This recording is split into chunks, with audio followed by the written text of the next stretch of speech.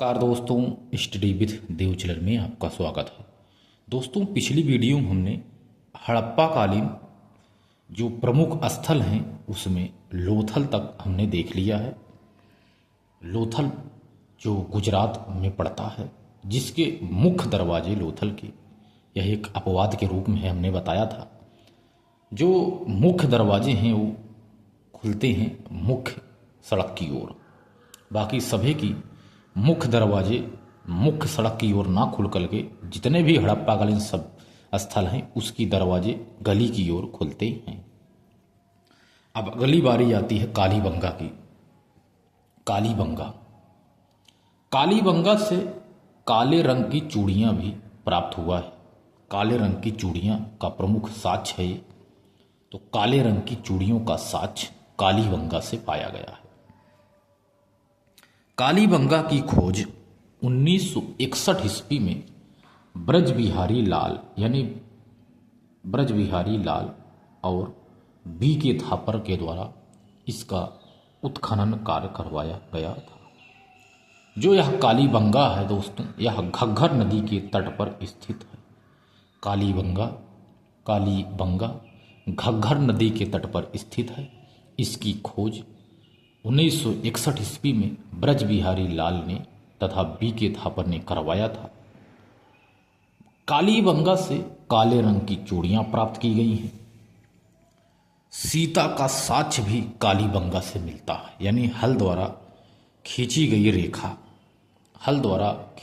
रेखा सीता का साक्ष्य कालीबंगा से प्राप्त हुआ। जुते हुए खेत का साक्ष्य भी कालीबंगा से प्राप्त हुआ। जुते हुए खेत कालीबंगा से प्राप्त हुआ है।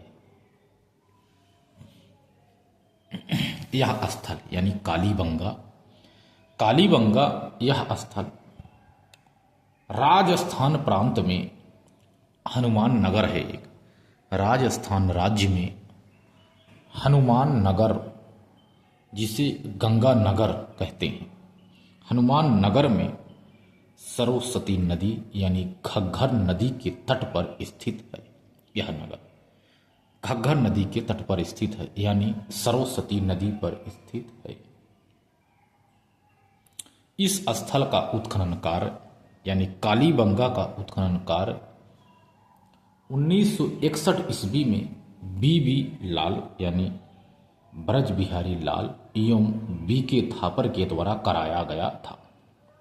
यहाँ से जुते हुए खेत के साक्ष्य, एक साथ दो फसलों का बोया जाना, क्योंकि यहाँ से दो फसलों का बोया जाना, चना और सरसों का बोया जाना, चना और सरसों एक साथ बोए जाने का साक्ष्य पाया गया। लकड़ी की नाली पाई गई तथा भूकंप का साक्ष्य भी कालीबंगा से पाया गया। अंडाकार समाधान भी पाया गया। अग्निकुंड पाए गए। युगल समाधान पाया गया और सिलबट्टे का साक्ष्य भी पाया गया। ऊंट की अस्थि पाई गई। काले रंग की चूड़ियां पाया गया। जुते हुए खेत का साक्ष्य पाया गया।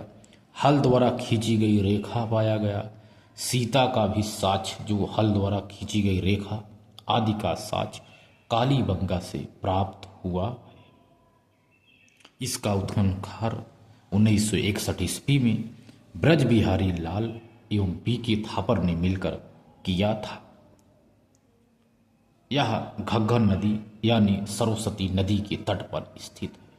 कालीबंगा राजस्थान राज्य में हनुमान नगर में स्थित है। अगला है दोस्तों सुरकोटदा। क्या है सुरकोटदा? यदि सुरकोटदा की बात की जाए दोस्तों,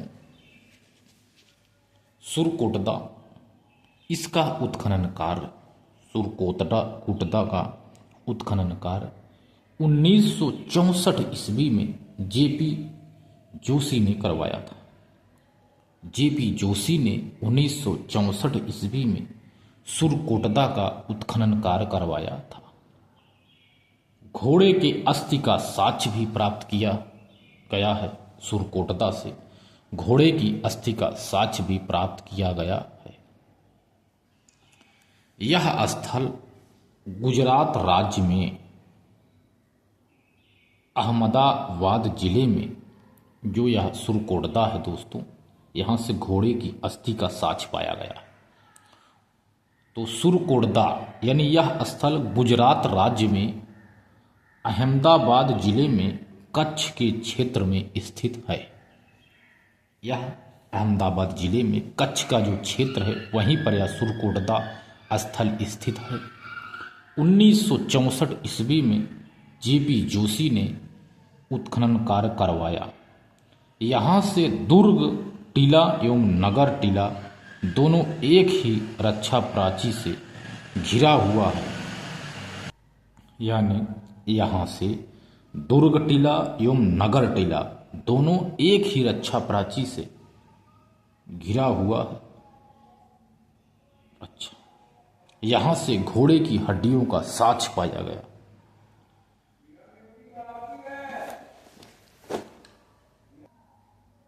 अब दोस्तों देखते हैं धौलावीरा। सुरकोटदा के बाद धौलावीरा को देखते हैं। धौलावीरा का अर्थ है दोस्तों सफेद रंग का कुआं। धौलावीरा का अर्थ है सफेद रंग का कुआं। धौलावीरा का उत्खनन कार्य भी जेपी जोशी ने करवाया था 1967 ईस्वी में। 1967 ईस्वी में जेपी जोशी ने धौलावीरा स्थल का खोज करवाया था, उत्खनन कार्य करवाया था। यह 3 भागों में विभाजित है। धौलावीरा दोस्तों 3 भागों में विभाजित था। 3 भागों में 1 2 3 3 भागों में विभाजित था धौलावीरा। धौलावीरा शब्द का अर्थ है सफेद रंग का कुआं, जिसे सफेद रंग का कुआं कहते हैं। धौलावीरा का अर्थ है सफेद रंग का कुआं।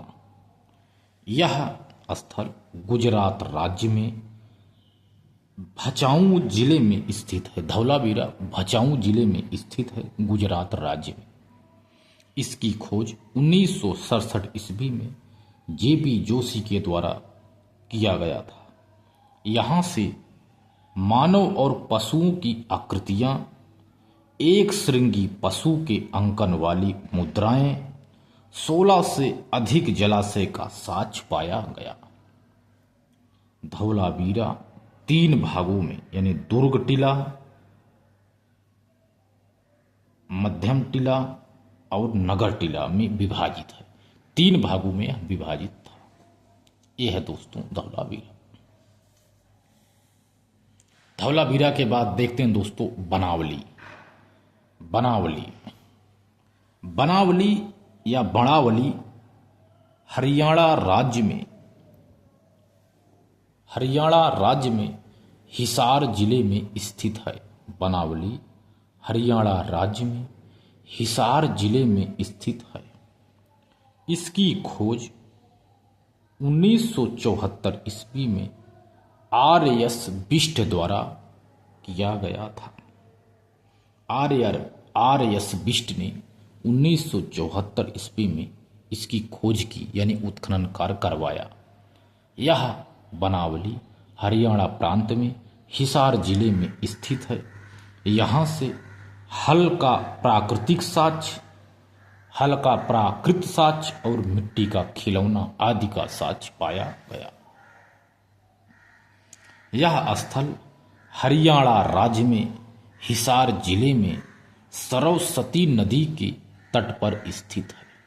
जो यह बनावली है दोस्तों, यह स्थल हरियाणा राज्य में हिसार जिले में सरस्वती नदी के तट पर स्थित है। इस स्थल का उत्खनन कार्य 1974 ईस्वी में रविंद्र सिंह बिष्ट के द्वारा कराया गया। रविंद्र सिंह बिष्ट के द्वारा यानी आर.एस. बिष्ट के द्वारा कराया गया। यहाँ से मिट्टी के बने खिलौने, मिट्टी के बने हुए हल, तांबे की कुल्हाड़ी, तिल और जौ के दानों का साक्ष्य, हल्का प्राकृतिक साक्ष्य आदि यहाँ से पाया गया। बनावली से विभिन्न प्रकार के साक्ष्य हमको देखने को मिले हैं दोस्तों। इसके बाद है राखी गढ़ी। राखी गढ़ी दोस्तों, राखी गढ़ी, राखी गढ़ी यह स्थल हरियाणा राज्य में, राखी गढ़ी स्थल दोस्तों हरियाणा राज्य में हिसार जिले में सरस्वती नदी के तट पर स्थित है। राखी गढ़ी जो स्थल है दोस्त हरियाणा राज्य में हिसार जिले में, यह भी सरस्वती नदी के तट पर स्थित है। 1969 ईस्वी में सूरज भान के द्वारा इसकी खोज की गई थी। यहाँ से हड़प्पा कालीन संस्कृतियों का साक्ष्य पाया गया है। हड़प्पा कालीन संस्कृतियों का साक्ष्य राखी गढ़ी से पाया गया है। सन 2014 में हरियाणा सरकार ने, सन 2014 में हरियाणा सरकार ने घोषणा कर दी कि क्षेत्रफल के दृष्टिकोण से भारत में, क्षेत्रफल के दृष्टिकोण से भारत में सैंधवकालीन स्थलों में सबसे बड़ा स्थल है राखी गढ़ी। राखी गढ़ी सैंधवकालीन स्थलों में सबसे बड़ा स्थल है। दूसरा स्थान धौलावीरा का है, धौलावीरा का, जबकि इससे पूर्व सबसे बड़ा स्थल धौलावीरा ही था राखी गढ़ी से, लेकिन जैसे ही राखी गढ़ी की खोज हुई सबसे बड़ा ये बन गया था। भारत, अफगानिस्तान और पाकिस्तान में खोजे गए सभी स्थलों में सबसे बड़ा क्षेत्रफल की दृष्टिकोण से मोहनजोदड़ो है। यदि भारत, अफगानिस्तान और पाकिस्तान तीनों को मिला करके क्षेत्रफल की दृष्टिकोण से देखा जाए तो सबसे बड़ा क्षेत्रफल मोहनजोदड़ो का है। यदि भारत में ही देखा जाए तो भारत में सैंधवकालीन स्थलों में सबसे बड़ा स्थल राखी गढ़ी है। अगला है दैमाबाद। दैमाबाद प्रवरा नदी के तट पर स्थित है। दैमाबाद दोस्तों प्रवरा नदी के तट पर स्थित है। दैमाबाद यानी महाराष्ट्र में यह पड़ता है। दैमाबाद, दैमाबाद महाराष्ट्र राज्य में गोदावरी नदी की सहायक नदी प्रवरा नदी के तट पर स्थित है। दैमाबाद महाराष्ट्र राज्य में गोदावरी नदी की सहायक नदी है एक प्रवरा नदी, इसी के तट पर दैमाबाद स्थित है।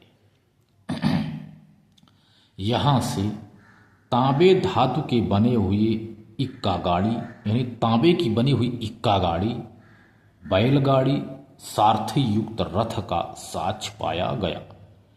यह सैंधव सभ्यता का सबसे दक्षिणी स्थल है। सैंधवकालीन सभ्यता का सबसे दक्षिणी स्थल दैमाबाद है। अब नोट देख लीजिए दोस्तों, नोट। आइए नोट पे चर्चा करते हैं। नोट क्या है? राणा गुंडई एक नोट है दोस्तों, 3-4 पॉइंट है इसमें, देख लीजिए। राणा गुंडई अफगानिस्तान से, जो राणा गुंडई है दोस्तों अफगानिस्तान में पड़ता है। जो राणा गुंडई क्षेत्र है अफगानिस्तान में पड़ता है। यहाँ से नहरों का साक्ष्य पाया गया, यानी जो नहरों से सिंचाई होती थी, फल फसलों की जो भी सिंचाई होती थी नहर के द्वारा, तो इसी नहरों का साक्ष्य राणा गुंडई से प्राप्त हुआ है। अफगानिस्तान से यह प्राप्त हुआ है दोस्तों, नहरों का साक्ष्य पाया गया। दधेरी एक दधेरी स्थल है दोस्तों। दधेरी से सैंधव सभ्यता का उत्तरवर्ती स्थल है। दधेरी सैंधव सभ्यता का उत्तरवर्ती स्थल है, जो पंजाब राज्य में लुधियाना जिले में स्थित है। यहाँ से चित्रित धूसर मृतभांड और भारत में आर्यों के आने की सूचना देता है।